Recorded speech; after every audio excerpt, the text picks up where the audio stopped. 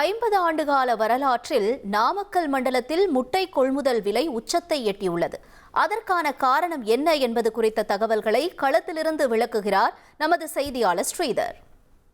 நாமக்கல் மாவட்டத்தில் உள்ள தேசிய முட்டை ஒருங்கிணைப்பு குழு ஒரு முட்டையின் கொள்முதல் விலை ₹6.25 விலை நிர்ணயம் செய்யப்பட்டுள்ளது. இது 50 ஆண்டு கால கோழிப்பண்ணை வரலாற்றில் உச்சபட்ச விலையாக இருந்தாலும் வரும் நாட்களிலும் முட்டை விலை உயரும் என கூறப்படுகிறது.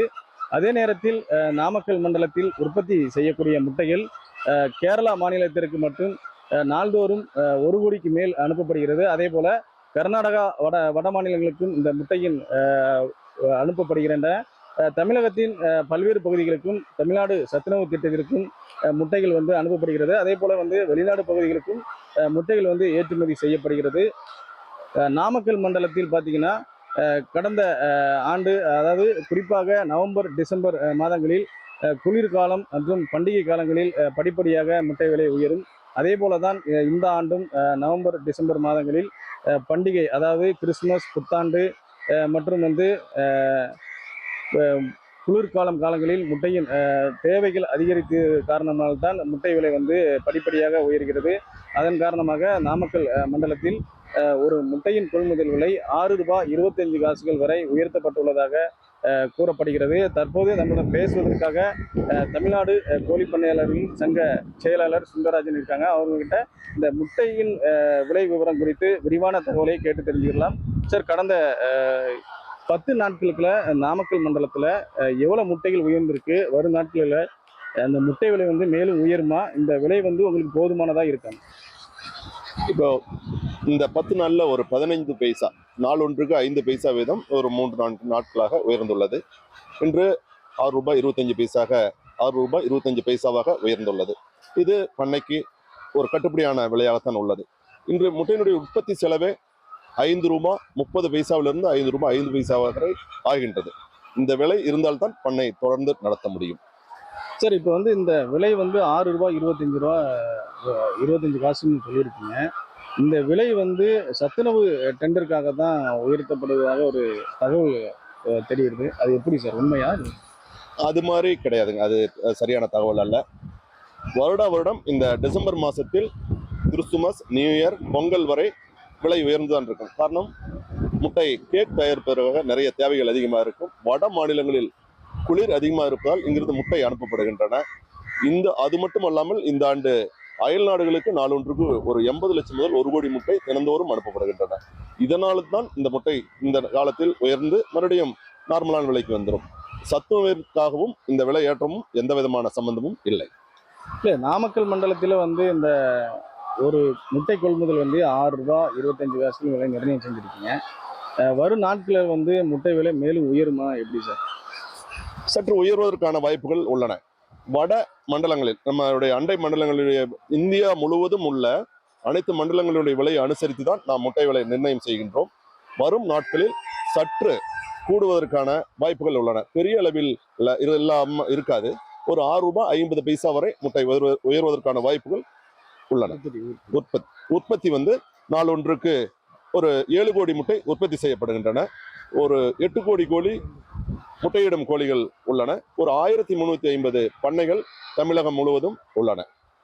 நன்றி சார். அதாவது இவங்க என்ன சொல்றாங்கன்னா, ₹6.25 உச்சபட்ச விலையாக இருந்தாலும் வரும் நாட்களில் முட்டையின் தேவை அதிகரிக்கும் சூழ்நிலையில ஒரு முட்டையின் கொள்முதல் விலை ₹6.50 வரை உயர வாய்ப்பிருப்பதாக கோழிப்பண்ணையாளர்கள் தெரிவிக்கின்றனர். இதனைத் தொடர்ந்து முட்டை விலை உயர்வுக்கான காரணம் குறித்து களத்திலிருந்து எமது செய்தியாளர் ஸ்ரீதர் அளித்த விளக்கத்தை பார்த்தோம். அடுத்ததாக முட்டை விலை உயர்வின் தாக்கம் குறித்து பொதுமக்கள் தெரிவித்த கருத்துக்களை பார்க்கலாம். ஒரு சின்ன விஷயம் இல்லை, இது பொது லட்சக்கணக்கான கோடிக்கணக்கான வியாபாரம் பண்ணுற ஒரு பொருள். இது மக்களுடைய அத்தியாவசியமான தேவை.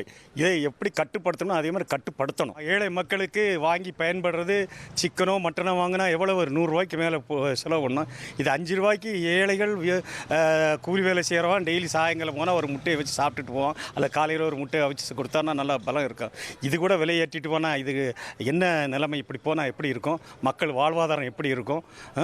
ஆகவே ஒருவேளை கோழி பண்ணக்காரங்களுக்கு லாபமாக இருக்கலாம். வாங்கி உண்ணுற மக்களுக்கும் குழந்தைகளுக்கும் இது வந்து சத்துணவுக்குன்னு ஏற்படுத்துகிற அந்த முட்டையை வந்து இவ்வளோ விலையேற்றத்தை கடுமையாக கண்டிக்கிறோம். கடந்த வாரத்தை விட இந்த வாரம் வந்து ரேட்டு கூட. அதாவது சில்லறை விலை பார்த்தீங்கன்னா 6 ரூபா 90 பைசா. ஆனால் இப்போ நாங்கள் விற்க வேண்டியது வந்து 7 ரூபா 50 பைசா அந்த மாதிரி வரும்.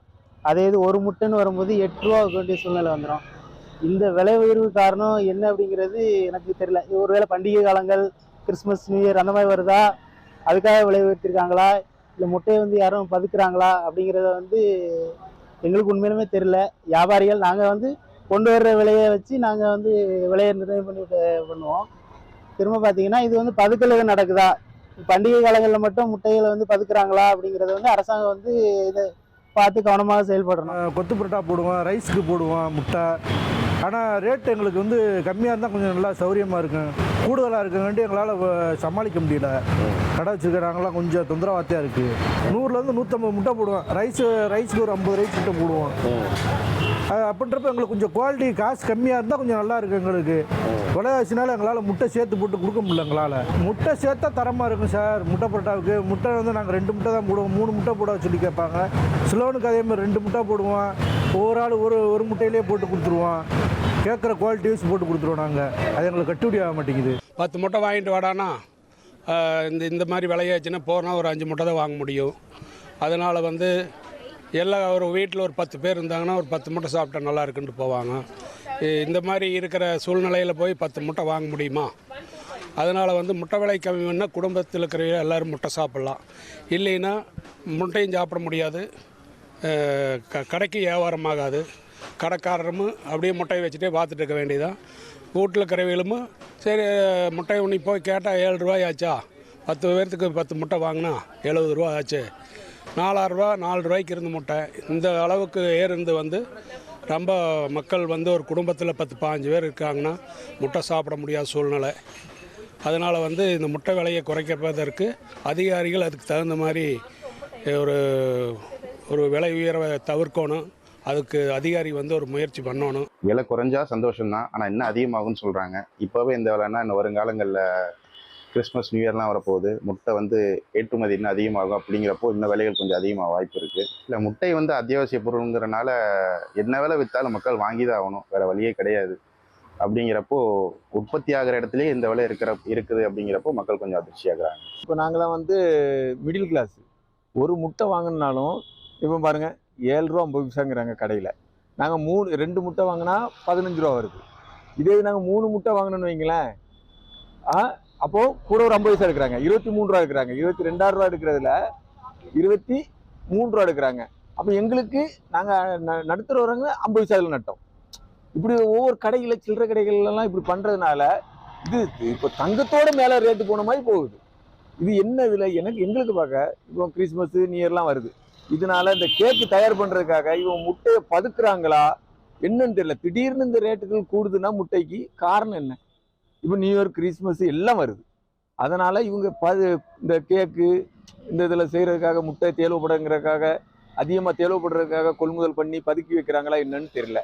ஏன்னா எங்களுக்கு நடுத்தரவர்களுக்கு இதனால் எங்களுக்கு ரொம்ப கஷ்டம்தான்.